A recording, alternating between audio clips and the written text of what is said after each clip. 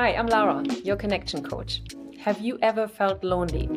In a world that feels increasingly divided, it is more important than ever to find ways to connect with others. Loneliness is a common experience, but it doesn't have to be a permanent one. On the Bliss Republic podcast, we explore all the ways we connect with each other and discuss the benefit of having strong relationships. We believe that the key to overcoming loneliness is connection. My guests come from all walks of life and will hear about their unique experience with connection. Whether you're looking to deepen your existing relationships, build new ones, or simply feel more connected to the world around you, the Bliss Republic podcast is for you.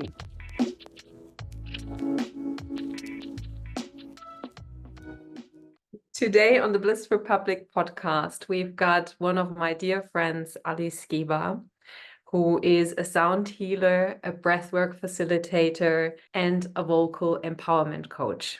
Ali has been featured on The Voice Australia, bringing sound healing to the mainstream for the first time in the show's history, channeling a song on the spot for over 2 million people worldwide.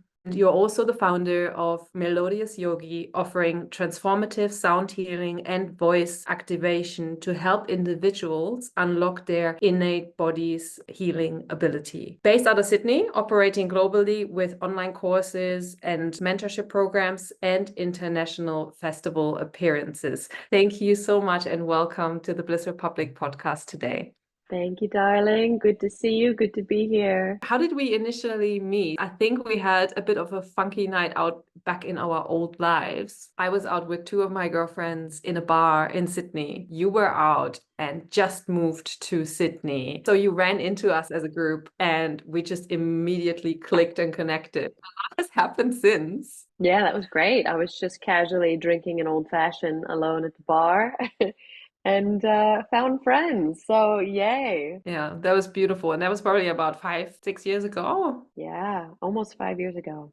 Yeah. Since you've become a sound healer, and I know that this has been part of your journey for quite the time, and you've been coming to Australia in and out of corporate, doing your thing, going with the flow, and now you are taking the leap to really fully, or you have actually taken the leap to fully immerse yourself in sound healing. What does your day-to-day look like? Yeah, so it's been a journey, but day to day is a mix. So I'm not just doing sound healing, I'm a breathwork facilitator and also doing vocal empowerment coaching. So today, for example, I had a mentorship client and I'm helping her spin up her first women's circle. And yesterday I had 3 voice activation clients. Yeah, yesterday I also went to the gym, infrared sauna, took an ice bath. So my mornings I keep to myself. I really tend to my mind, body, and spirit. And then in the afternoons, I work with clients, whether it's for a breathwork journey, sound healing, voice activation, or general mentorship. So it's quite fluid and every day is a little bit different. It's been, yeah, really, really empowering to be able to carve my own schedule and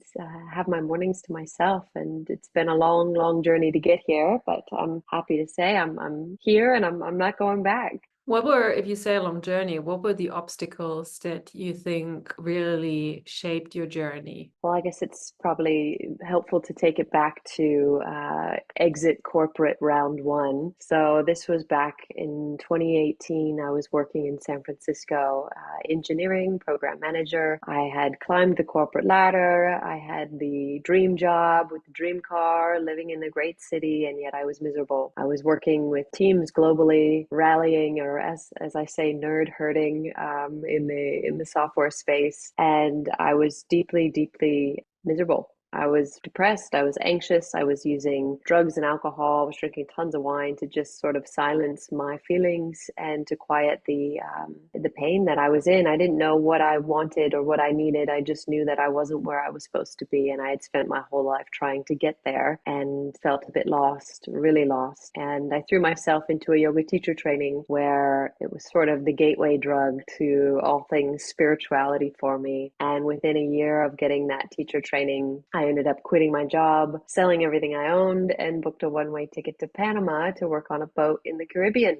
Traveled around different countries, studied sound healing in India, did ayahuasca in Peru, meditated for 10 hours a day, 10 days straight in Sri Lanka. I was looking for answers from every healer, every guru, every shaman I could find, because I thought that there was maybe something wrong with me and they needed to fix me. And it wasn't until I discovered breathwork at one of the yoga studios when I was in Bali, and I unearthed this profound sense of peace that I didn't know I had access to. It was like I was living in a perpetual state of fight or flight. My nervous system was just on high, on fight or flight the whole time, pretty much my whole adult life. And I did breath work, and it was like, wow, I felt at peace. I felt calm. I felt relaxed. And I knew I had to learn more. So I threw myself into breath work and started studying breath work and continuing to explore with different sound medicine and vibrational therapies. And then I started to find my voice and started helping others find their voice, and ended up broke in Bali with a backpack and a guitar and 6 kilos of Himalayan singing bowls, and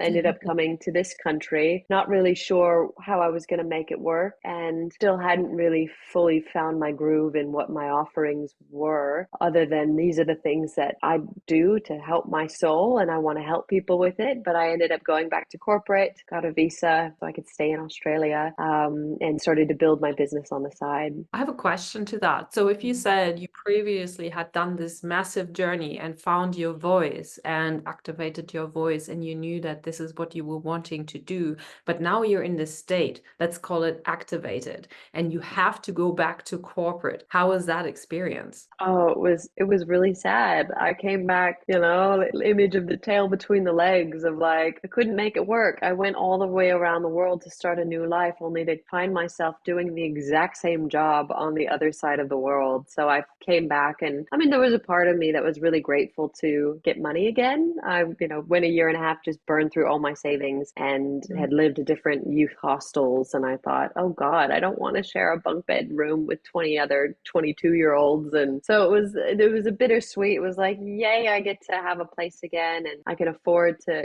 go out to dinners and things like that. But there was this like deep pain in my core that was like, oh shit, we're back where we left.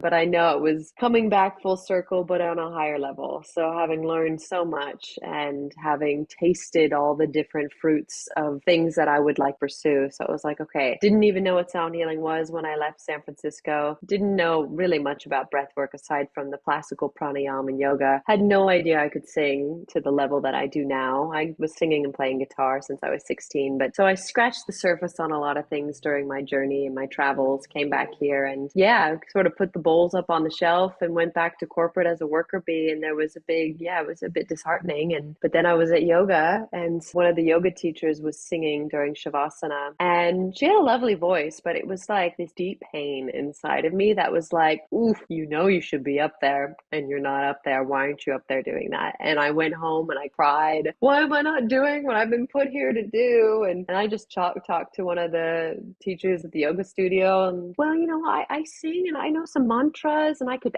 maybe play at yoga. And that next thing you know, COVID happened, and then I was singing online on their live streams weekly with their yoga teacher for yin and sound healing. And then I started to get more comfortable doing that with groups, and then started to hold women's circles and gatherings, and it just started getting bigger and bigger and bigger. And then private clients, whether it was breathwork, sound healing, voice activation. And then it got to a point where I was getting pretty full, but also still clinging on to the safety and security of corporate. And I had to ultimately make the leap, and that was November of 2022. And I've been doing this now full time ever since. It feels good to be back. Congratulations. I know it's like, just really letting go of that corporate income, I think is a big trust. So finding that trust within you, congratulations to that. Thank you. Yeah, it's been the scariest thing I've ever done. It's where we expand and grow, is when we lean into that fear, right?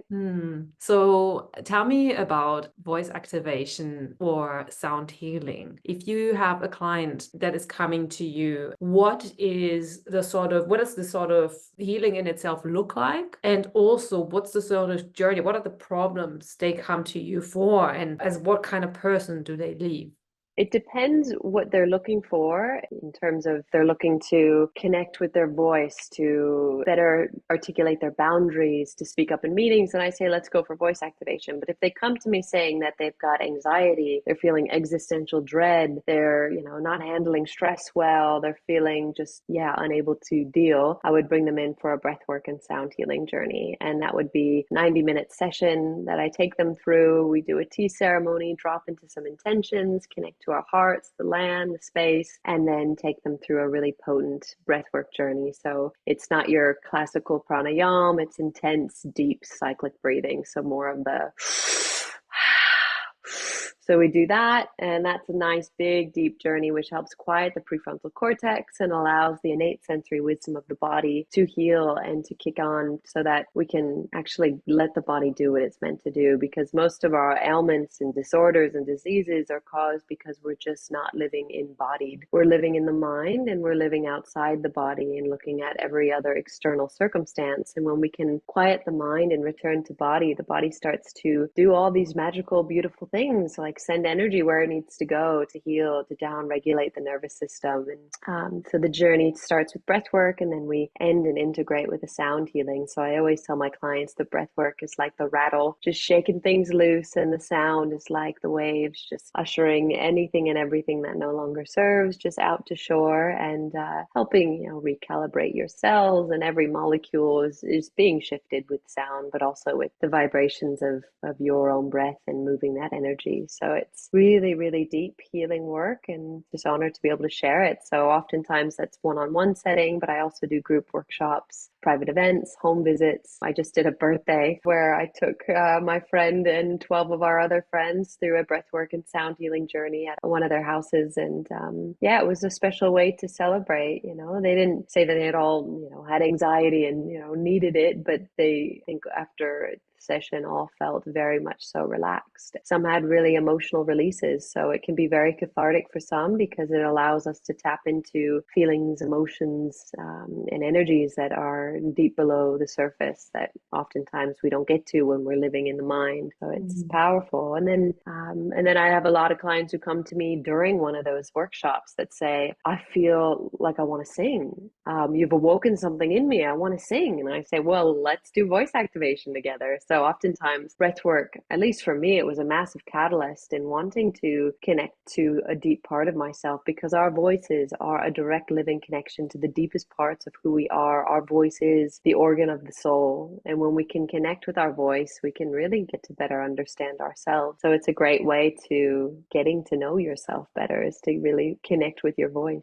So there's something that I want to highlight here that is so profound that you are saying, that I've come across, and I think this is also why I am on the journey with Bliss Republic and wanting to share this message of connectedness, is that a lot of people who are disconnected from themselves are having all these ailments, but the focus becomes the sickness and the illness. And then what unlocks throughout that process of reconnecting in whatever way and shape that happens, I think it's a very individual journey as well. People connect to their creativity. In that space of creativity, I also find people reconnect to their intuition. Do you find you are relying a lot on your intuition? Absolutely. I mean, when I'm guiding a client through a session, depending on what I'm feeling or sensing that they need, depending on our conversation, depending on what I get in the moment. So I'm channeling a lot throughout the sessions of what songs are coming through, not words or potential like meanings, but like what sounds do I feel need to be made? What crystal bowls, what frequencies do I want to play? Am I feeling they need the F bowl, the F for the heart? Do I feel they need more grounding, which would be the C note?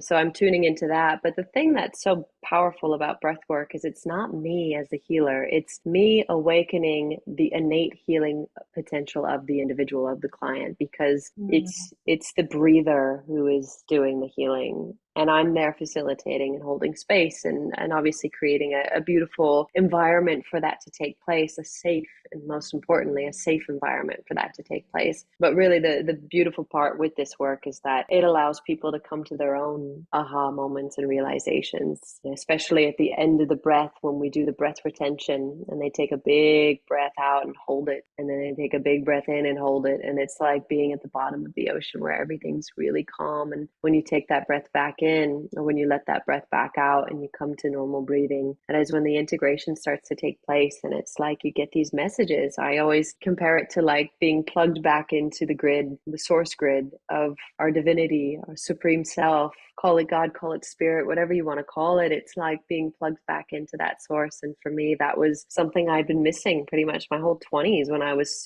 too busy chasing the corporate ladder and climbing it, and going up all sorts of wrong walls. But yeah, I didn't realize that this beautiful connection, we have access to it at all times. So let's talk about this connection that is quite fascinating, and I love working with that. If you would describe yourself and you take that stand on the viewpoint of this was Ali before and this is now Ali following her purpose, what else happened for you? What other things have come out of this for you as a human and especially as a woman?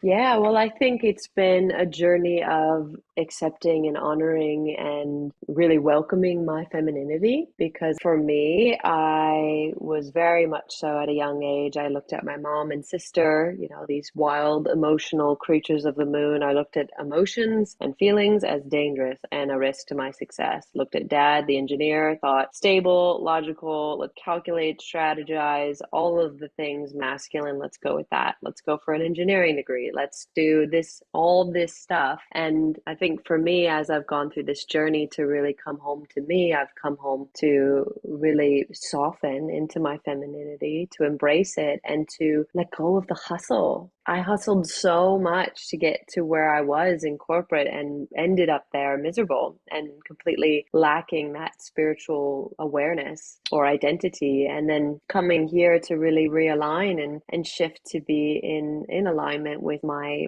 calling or my dharma, whatever you want to call it, to feel that it's been really embracing myself as a whole. There's nothing wrong with being, masculine. We have masculine and feminine qualities in all of us, but I was overly dominated by the logic, the reason, the structure, the hustle, the chase, the do. And it's now been coming back into that flow, that magnetism. Like, I don't chase my dreams, I raise my vibe to attract them. I love that saying, because it really is, the more I lean into my intuition of connecting to what feels good right now. What do I need? Do I need to like bang out a bunch of content, or should I go on a walk and like get clear on what I actually really need to share with the world? And it's been that shift. And when I first, left corporate the second time around, I still was very much so in my head of, oh God, how am I gonna make this work? Blah, blah, blah. And I just had to fully surrender and get real deep into my spiritual practices and offer it to spirit. Like, I'm here to serve. I have, gifts to share, and, make me a conduit for healing, for humanity. And I've really just done that every day. And I soften and I relax. And so what's come through this, to long-winded answer to your question, is beautiful opportunities. I've just landed in my lap because I've stopped forcing. It's kind of like the analogy of a feather. If you try to go grab it, you just keep pushing it away. And so I've just allowed myself to receive, which has been a big one, working on receiving. I was such a people pleaser for most of my life, saying yes to all the things I didn't even want to do because of, I don't know, to be liked, to be accepted, to be deemed as successful, all the things. And now it's honoring what feels good for me and letting myself receive. I actually heard the other day, the opposite of belonging is to fit in. Because when we don't belong, we're not connected with ourselves, and we try to find and fit in all the pieces and make ourselves fit and wear a mask, and we don't really drop into that space where there's actually no fear. Oh yeah, that was me, like my whole pretty much adult life or teenage to adult, I was, I'm gonna get an electrical engineering degree. Hey guys, I'm like so hot on like programming. And I was like, no, you don't care about any of this. You don't care about technology. You just want to go frolic outside barefoot. But I put on this mask of like, well, I want to fit in and I want to make a bunch of money because that's what I thought I needed to be happy, was climbing that corporate ladder and getting that incredible six-figure salary at some big tech company. And so I wanted to fit in so bad. It was at the sacrifice of my mental health and my well-being. And I know Gabor Mate said, you're going to have pain either way. And it's going to be either the pain of being who you are and not being accepted, or being accepted for being something other than who you truly are. Really, for me, it was like, yeah, I was being accepted for this mask that I was wearing as this like tech rock star, but the pain of not really being who I was hurt more. So I'm like, you know what? Maybe people don't accept me as I really am, but I'll take that any day over trying to fit in as a tech superstar, which I was pretty good. I was damn good at my job, but I just wasn't feeling it. Connecting with your Dharma, connecting with your gift that you're here to deliver. For so many people out there, this is still, let's say, a very spiritual, woo-woo, intangible work. How do you navigate skepticism, and what's the typical skepticism or doubt or critique that you would get? Well, I mean, I think there's tons of skeptics out there in terms of like breath work. What's that? Aren't I breathing right now? Or like sound healing? What? I've been pretty lucky though, in that I'm only attracting in my life those that resonate on the same frequency. We really are vibrational beings. So I'm attracting people who want what I've got. I'm attracting people who need what I have to share. I'm attracting people who want to collaborate and combine forces. So maybe it could be because I'm not putting myself in the cement jungle of the Sydney CBD and going around banging my medicine drum while everyone's in their monkey suits. Like, yeah, then maybe I'd get some like, what is this woman smoking? But like, if it's all about the environment, right? You see me banging my medicine drum like at North Head at a ceremony for the new moon, like we'll be like, oh yeah, that makes sense. But you know, I don't go to places. I mean, I have quite a few corporate clients where I do go into corporate settings, and most often those people have never experienced sound healing forever. And I share a bit about how we live in a vibrational universe. I share about quantum physics, how it's proven that we are vibrational beings, and I use a lot of the scientific jargon that resonates, or at least makes people feel at ease in regards to scientifically proven. But at the end of the day, at the end of the sessions, you know, people, almost all of them, have some sort of emotional response. Oftentimes tears. Most often it's tears, and people coming to. I felt like I connected with my mother who had passed, and she came through me in a message that I need to honor her and remember her, or you know, I play a song that some guy remembered his dog died, and yeah, like things coming through that people haven't processed. So I find they may have been skeptics when they walked in, but when they leave, they are firm advocates. When you say there are clients who had ancestral experiences, and I mean with people who have passed in their particular lives, is there a path of you connecting with your ancestors through this practice as well? Oh, 100%. When I drop into ceremony, I always call in and connect with my ancestors. I call in my spirit guides. I call in angels, beings of the light. And now I don't necessarily see these beings. I can't see these spirit entities, but I trust that they're there. I trust that they're supporting me. Yeah, as woo-woo as one can sound, I call them in. I call them into the space, and absolutely honoring my ancestors and angels that are here to support me. I do that for my clients as well. Before we drop into ceremony, I ask them to really breathe into their hearts and call in their guides. Yeah, that's beautiful. I've had recent experiences that had been extremely profound in connection with my ancestors. So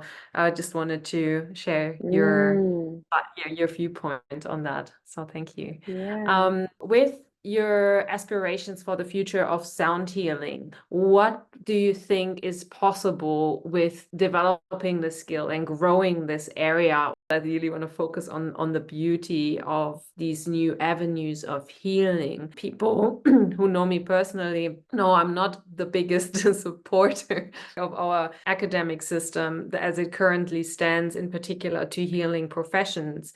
In the past, before we had this apparatus of academics, we had our ancestors, we had our spirit guides, we had our community people, our elders that we would turn to for help and support. And I believe this sort of communication and storytelling in particular has dropped out of our focus, and we now handed that power over to an accreditation. Where do you stand on your profession being accredited in the future?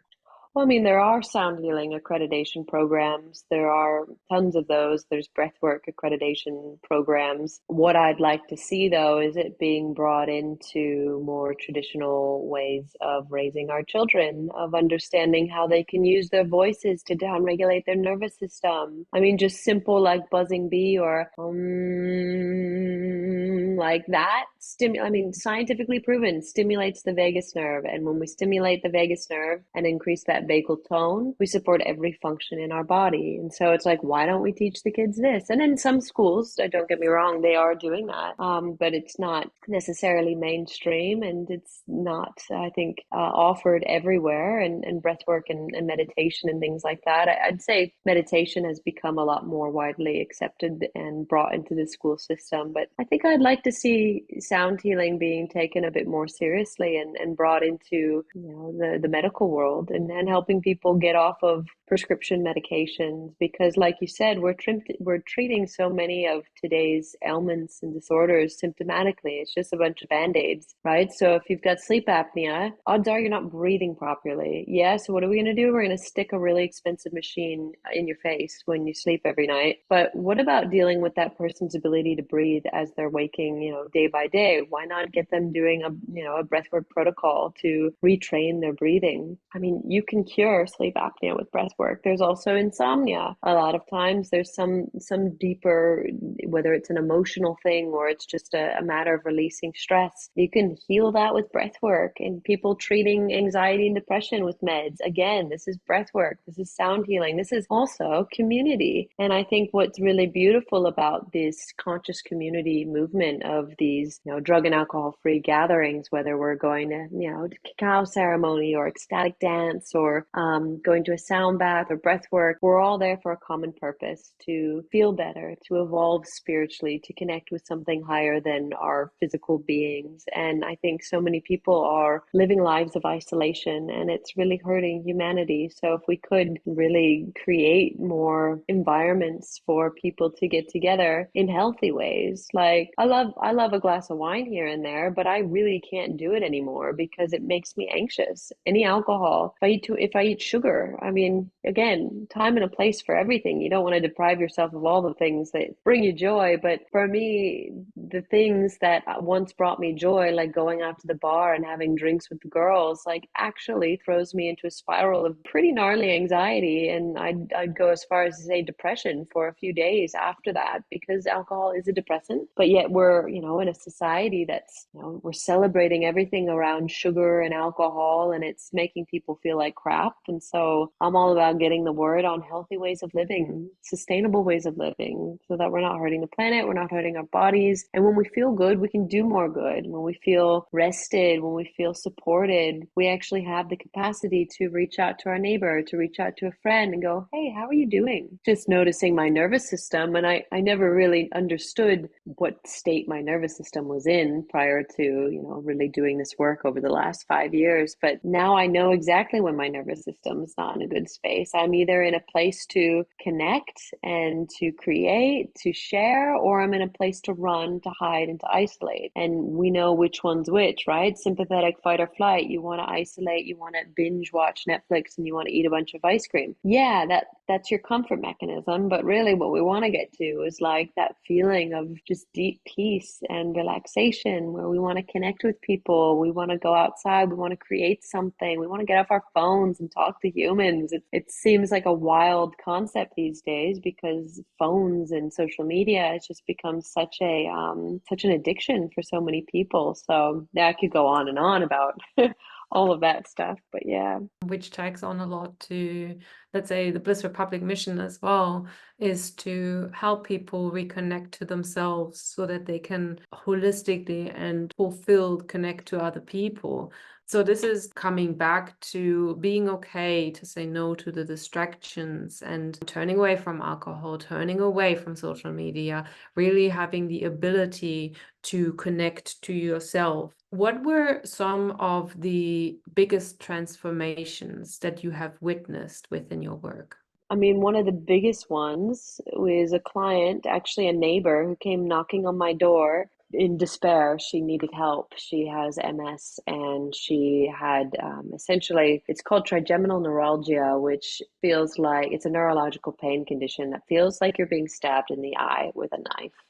And her doctor sent her home on pain meds and said, "Well, you've got MS, so this kind of thing happens. Take these, wish you well." And that was kind of it. And she said she felt like a zombie. She needed help. She saw through social media that I was doing healing work. She's like, "I need a healer." Took her in. We did 3 sessions and she was able to get off of all of her pain meds. The pain went away. We were able to heal it because we went deep. We quieted this neocortex of thinking mind and allowed her to connect to her body, to down regulate, to just completely shift gears into a parasympathetic, a rest and digest and reset state where whatever it was, I mean, likely it was a traumatic event that had been the catalyst for the pain condition. And when you have MS, all it takes is one really stressful event to throw that into disorder. And so we got down to the root of it and was able to resolve that underlying stress. And she's been off of all of her pain meds. I even emailed over 200 journalists to get this story in the mail or in the news, and managed to get it on Channel 7 News to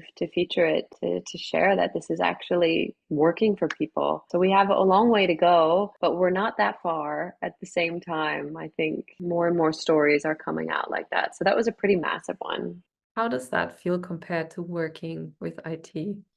Oh, it's so different. I mean, right. The thing is, though, I managed to, even within program management, because I stopped doing the whole circuit board repairs years ago. I was working more as program manager. So I was working with teams and doing a lot of communication, and I was teaching meditation on Tuesdays. So I was able to bring me into it and rally up people into massive meetings and be sort of funny and, okay, today's agenda, quarterly planning. We're gonna have a great time. And everyone would be like, "Really? How is she so bubbly and excited?" So I brought me to it, and I was able to help people in other ways, whether it was the engineering manager to take the stress of coordinating with all the engineers or whatever it was. Like, I felt like I was still able to help people, but it's a very different flavor of helping and supporting, because when you look at, okay, we're doing all this stuff, we're working crazy hours for what? For some website? Okay. Was this website even really doing anything that great? Not really. So what am I doing? There's people out there that are deeply hurting, and I'm contemplating whether I put that on pause and work more or say goodbye to that and go full-fledged. So I actually had originally asked to move to part-time, and they said no. And I'm so glad they did, because that forced me to just take the leap. Beautiful. Would you be interested to do an impromptu sound healing with us? Ooh, all right. I think I could. Okay, let's do some grounding sounds.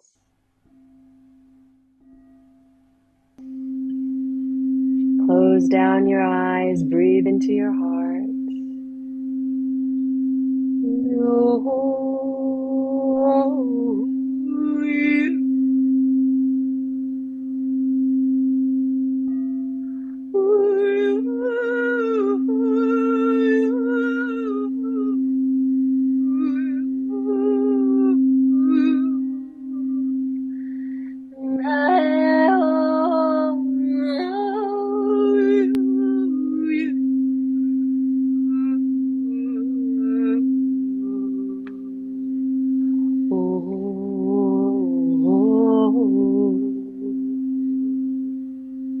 Breathe it in, sigh it out.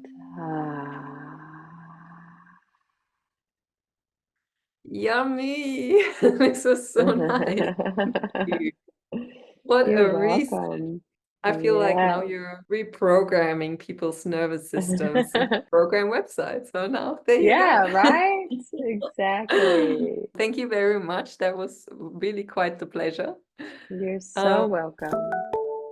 Quick question. You had an appearance on The Voice of Australia. What has that appearance done for you, and how has your life shifted since? Well, it's been incredible in terms of exposure. I was able to get up on stage, and that little reel made it, I don't know, to 2 or 3 million people by now. So it was great in terms of getting me out there and bumping up my following on socials. So I went from about 3,000 followers to about 30,000, and that's been pretty steady since. So I think a lot of people, it brought awareness to a lot of people around what sound healing is. So not just for my own benefit, but for the greater good of my fellow sound healers out there. Brought quite a few clients. I think it's helped just get my name out there for different events and festivals and things, but nothing too crazy, nothing too dramatic. I'm not like closing out my calendar so people can't book in. Like I'm not booked out till the end of the year. I mean, I'm booked out for the next couple months, but nothing too crazy that I can't handle. But it's been really, really good. And it was a great experience for me to get out there and to self be seen and heard. Being seen, how does that fit into your journey? Oh, that's a big one. Growing up, I was the little sister. I was the chubby little sister of the most popular girl in school. So I was smart and funny. And I accepted that as that's me. Big sister's, the pretty one. I'm just gonna tinker away with Legos. I'm gonna be an engineer. I'm cool. I don't really need to deal with like styling and shopping and all the things. I was such a tomboy. And then I started to blossom into myself as into a woman and became a bit more comfortable with myself being seen. But again, in San Francisco, I was playing guitar very quietly, nonchalantly. It was like this secret little hobby of mine. And I had a friend in San Francisco who was very adamant that she wanted to play. She also played guitar, and she wanted to play at all the open mics in the city. So she dragged me out with her and she said, "You have to come. We are playing on Monday and on Wednesday and on Thursday." So every night of the week, there was a different open mic night at a bar. And I was so like, oh, I don't really want to do this. I don't really want to go out. I don't really want to be seen. And she was like, "Well, you have to create a Facebook music page so we can book gigs." And I was like,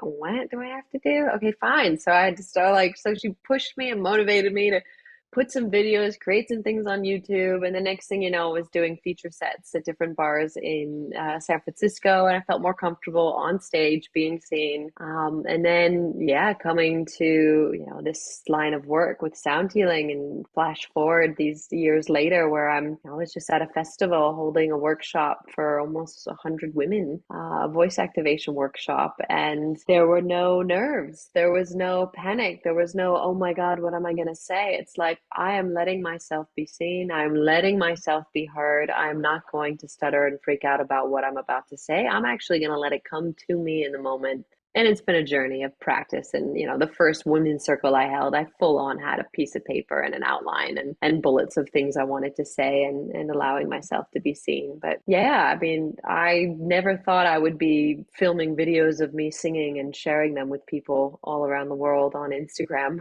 I've gotten past the, oh no, how do I look? Oh, blah, blah, blah. It's all about me. It's like, it's not about me. It's about how I can make others feel. And if I can make others feel better, then I'll get over the whole like, oh, that angle doesn't look so good, or oh, you look fat there. It's like, just shut up. Just share your gifts. You've been given them by great spirit. And if you hold them in, it's just going to hurt. And you know this because you've experienced that. So it's now just like, I just let it move through me. I let myself be seen, because that is the only way I know I can really share these gifts, is to put them out in the world. And I love Jack Cornfield's quote, "Don't die with the music still in you." yeah, you could spend all your life waiting for the perfect moment where you're the perfect weight, you have the perfect recording setup, you've got the perfect camera, you've got perfect lighting, and then you'll just never do it. So I'm like, you know what? This is me. This is me. This is what we're doing. And as long as I'm 80% okay with it, it's enough to go out. And that's pretty much my Spotify recordings, which could use some improvement. And I've done them right here at this table. But as we go, we just go for it. Love it. You have a couple of retreats coming up. Would you like to share something a little bit about that? So on the 19th of April, I've got a men and women's day retreat in Balmain. We're calling it the Urban Soul Retreat. This was actually just birthed 2 days ago. So stay tuned for a booking link and all that. It will eventually be on my website and on my link tree on Instagram. And then September, I am going to be in Bali. So inviting my wild women. It's a wild women's reclamation retreat in Bali in Ubud, the 14th of September to the 20th of September. And I'm being joined by my incredible soul sister, Laura Bird, who is a dating coach, a feminine empowerment goddess. So yeah, I'm really excited to be joining her in that movement. So it's going to be pretty powerful and very liberating. Beautiful. Well, I'm coming to the final question. What is the most important lesson you have learned about love and connection in your life? The only one that needs to love me is me. What does that mean? That I don't need to seek love, connection, and validation from any external sources. Is that I am the one who needs to provide it for myself. Ultimately, that is where it all comes from. Very beautiful. Thank you. So if people would like to find you, what's your website and how can they connect with you on social media? And what are the other things that they should know about working with you? So I've got a website is aliskiba.com. My Instagram is Melodious Yogi, and I have quite a few offerings. So I've just finished a 7-week vocal awakening online course. So you can grab the course. It's self-paced and all pre-recorded, so you can journey at your own pace. 7 days, 7 weeks, 7 months, but there's 7 modules, each an hour long, to take you through a really, really deep vocal liberation experience. And also, I have 2 spots open for my mentorship program for this next cycle. And if you'd like to work one-on-one for voice activation, we can do that too. And then, of course, if you'd like to book in for breathwork and sound healing, you can do that on my website. Ali, it has been an absolute pleasure to have you on the Bliss Republic podcast. Thank you so, so much. And it was really, really beautiful to have you share all your experiences with us. My pleasure. Thanks for having me. If you enjoyed this episode, please hit subscribe and share this episode with someone who can benefit from it. Have a beautiful day, bliss and bless.